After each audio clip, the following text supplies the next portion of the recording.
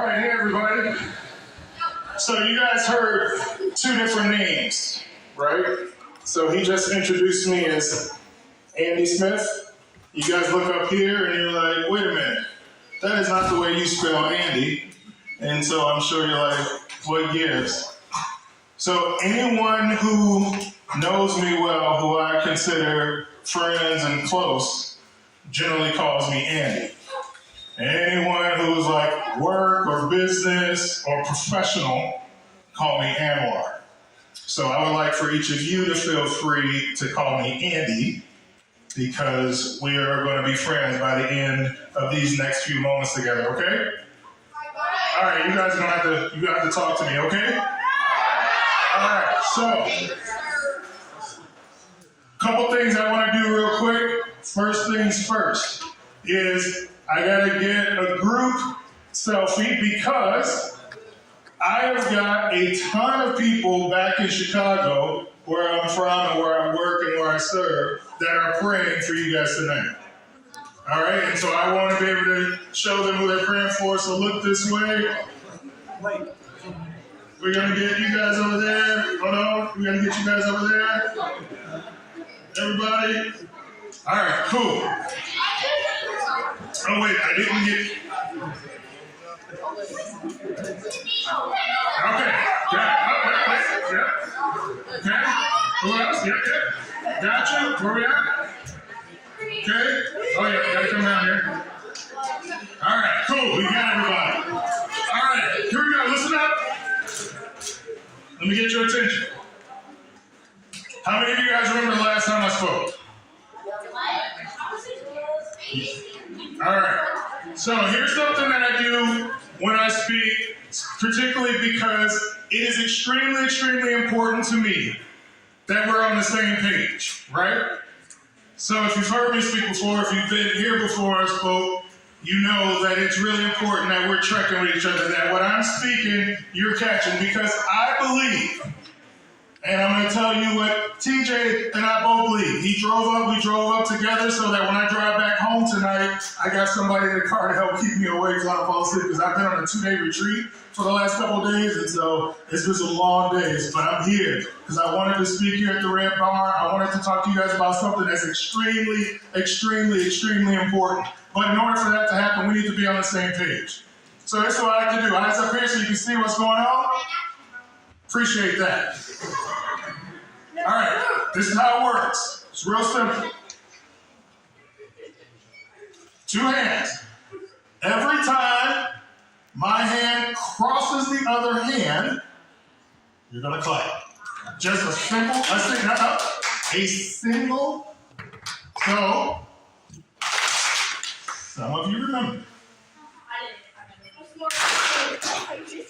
Just when they come together. No. We have to stay on the same page. Just when they come together. That's all right, we're getting better. Now hear this. At any point tonight, you gotta be watching. At any point tonight, as I'm speaking, we may just pull on me. And this is how I'm gonna know that we're tracking, that we're on the same page together. Because if I do, there we go. But that's how I know that we're on the same page.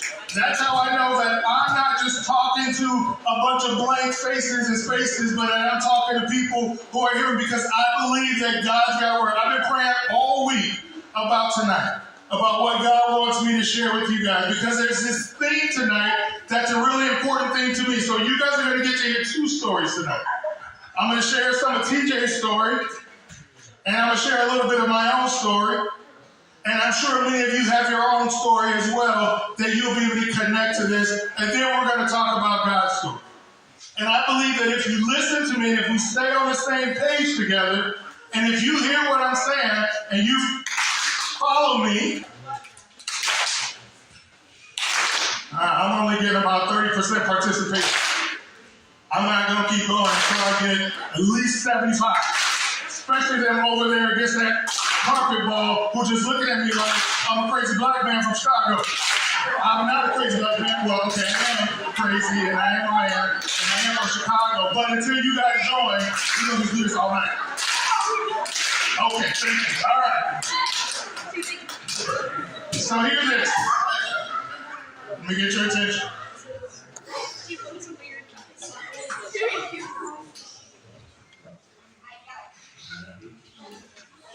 There's a lot of you, and there's only one of me.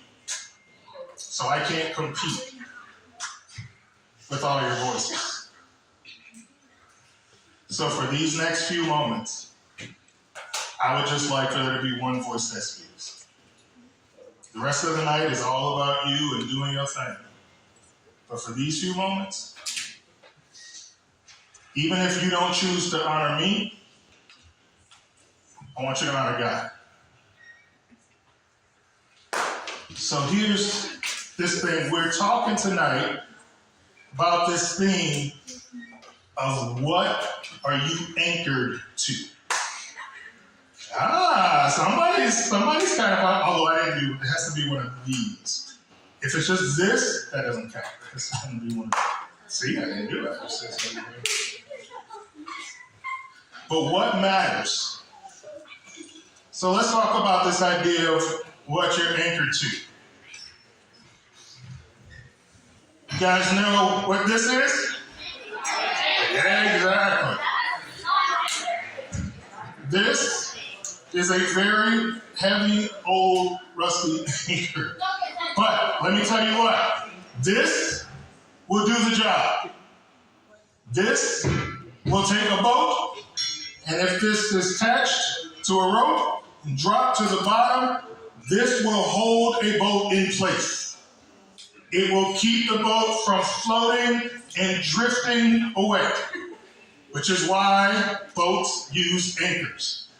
Drop anchor because you want to stay in a specific spot. You don't want to be all over the place. So let me tell you how this works in our life, and then I'm going to share with you from God's Word, and then we're going to be done. I don't have to speak to you guys all night. If you're checking with me and listening to me, we won't have to spend a whole lot of time because the point is going to be made pretty clear. So you've got a visual here, an anchor, connected to a rope or a chain, drop down in the water, keeps it from floating. Now let me tell you a little bit of story.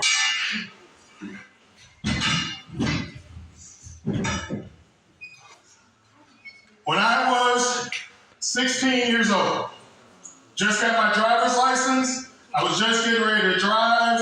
I had my first car in a 1982 Chevy Chevette.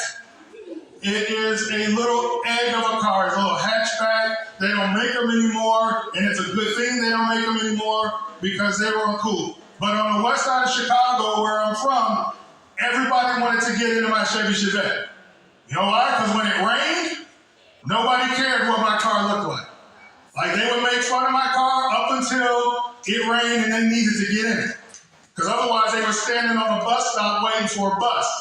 And so I would roll up with my little Chevy Chevette that holds maybe 4 people, probably 3, and we would squeeze in like 8 or 9. Because everybody was like, just let me in, we'll squeeze in. It was like a clown car, for real, when we would get to school and everybody trying to peel out of my car. But when I was 16, I thought I was the man. I played football, so I played on a football team. I wrestled. I was on the wrestling team. I ran track. So every season, I was in a different sport. And I thought that my sport, and because I was athletic and I was all these different things, that was who I was. So I built my life around being an athlete and doing all the things athletes do, trying to be cool, trying to whatever, and I wanted to win.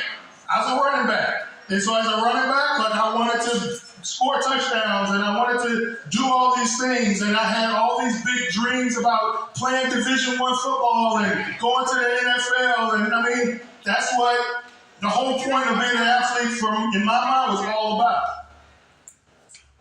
And so I anchored my life, myself, to sport. Because I felt like sport is what was gonna kind of help me like if I stay on this straight line, I didn't want to drift over here and not be an athlete. I didn't want to drift over here. So I wanted to stay on course. And so I'm like, but my course was sports. And so everything was based on sports. And guess what? I didn't make the NFL. What do you do when your whole life is based on something and it doesn't turn out the way you thought it would? Now all of a sudden it's like, where is my identity? I thought I was going to be one of those cats that was able to buy his mom a car, or, a house, and record it on YouTube, and put the thing on our eyes and take it off and say, surprise, Mom, look, with my NFL contract money, I was able to buy you your very first home. That was my dream. It didn't happen. It's okay now. I was able to help my mom get her in the house, but at that time, my anchor, my dream, everything was in sports. My buddy TJ, who, by the way, I did try to get him up here to speak, but he wasn't going down like that, so I said, well, I'm going to tell him for you. I've known him since 6th grade-ish, 5th grade-ish, somewhere in there. And there was a time when he anchored his life to drugs. And not just little drugs, but big drugs. Because things were topsy-turvy in his life, things were a little crazy. And so sometimes you feel like the only way to be able to get through it is you anchor yourself to something. We're all going to anchor ourselves to something, and his was drugs and friends and all these different things. And it just, instead of the anchor stabilizing him, guess what it did? It just started to drag him down. All of you are anchoring your lives to something. Some of you, it's friends. You live for your friends. You live for relationships and friendships, which there's nothing wrong with friendships until they are the thing that gives you worth and gives you value and gives you purpose. Then when you lose friends, or when friendships change, or when these things happen, then what? Some of you are anchored yourselves to some kind of hobby or some kind of thing you enjoy, and it's all about video games, and it's all about doing this and playing with people on the systems and all these kinds of things. All these things are things that are fun. There's nothing wrong with them, but they can't give you value. They can't give you worth. You cannot allow these things to define who you are. But there is one. There is one anchor. It doesn't change, doesn't move, holds us secure. If we don't want to drift to the right or the left, because let me tell you, you guys know it. You don't have to be older to know that sometimes this life sucks. Anybody ever experienced a sucky part of life? It's real. It's okay. We can be honest. There are moments in time when, man, things are just hard. Nothing makes sense. All the things that you thought were supposed to be safe and secure was not. I work in the city of Chicago on the west side. I had a young man who was shot in his home. He was in the 3rd grade. How? In your home, the one place that's supposed to be safe. The one place that you go to get away from all the craziness in the world, that one place was no longer safe for him. It's like, how do you build a life when there's no place and there's nothing that's real and safe and where you feel secure and where you feel hope and where you feel like there's life? Like, what happens when that's gone? What happens when the people in your life that are supposed to be the people that care about you and look out for you and have your back, when they don't?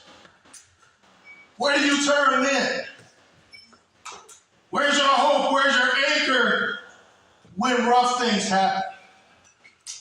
Bible uses this analogy about the seas and the waves, because we're all going to face storms. Not a single one in here will not face some storm in your life at some point. Sometime where the waves, man, are just going to whip.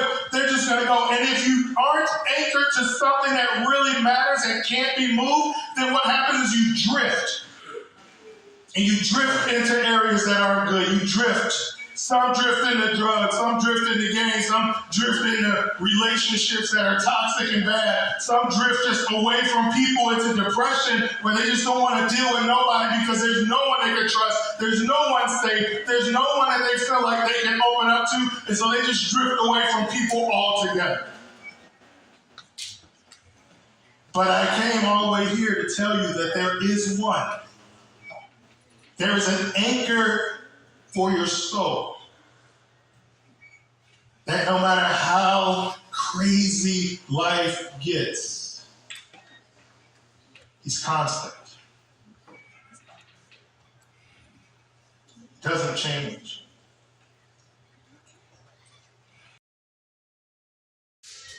Are you anchored to friends? Are you anchored to what's the most important things to you? Where's your heart? Because this Jesus, you guys, this is craziness, but this Jesus looked into history. He looked into now. From way back then at the beginning of time, he looked into today and he said, I want relationship with the young people that come to the Red Barn because I died for them. Giving my life for them. So that they can have hope. So that they don't have to be blown all over the sea by all the crazy things of this world, so that they can be anchored by Christ, so that you can be safe and secure. His word says he'll never leave you or forsake you. His word said he loved you so much that he died for you. His word says you're never alone, even sometimes when you feel that way. His word says, I won't forsake you. You may have had others who have, but Jesus says, I won't. His word says, I want to give you joy, hope.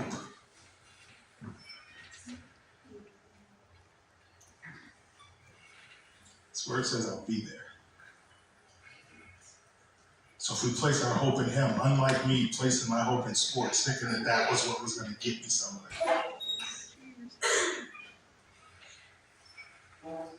So tonight, I want you to consider this question.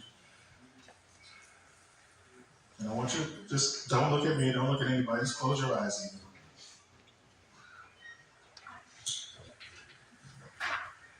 What are you anchored to?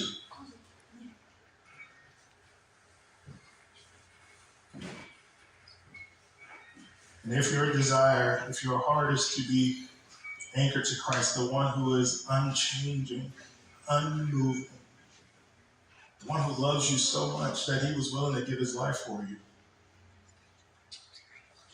If you want to be anchored to that, to him, and then you want to learn what that means and what that looks like, and that's the whole reason why the Red Barn exists. It's the whole reason why this ministry is even here. Is they want you not just to hear and understand that it happens, but then to know, what does that mean? How do you grow in it? How do you learn more about that?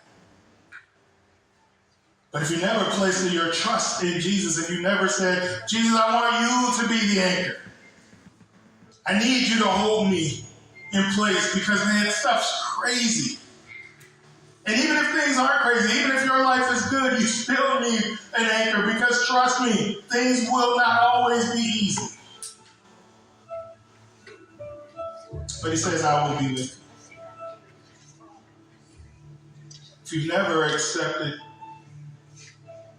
Jesus, who reaches his hand to you and says, I want to be your anchor.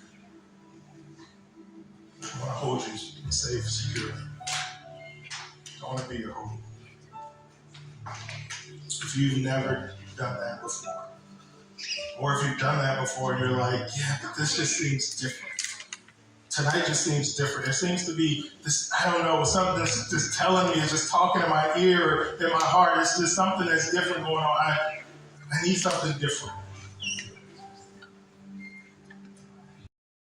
Do the work of just speaking your love to them. That they would know that you love them, that you see them,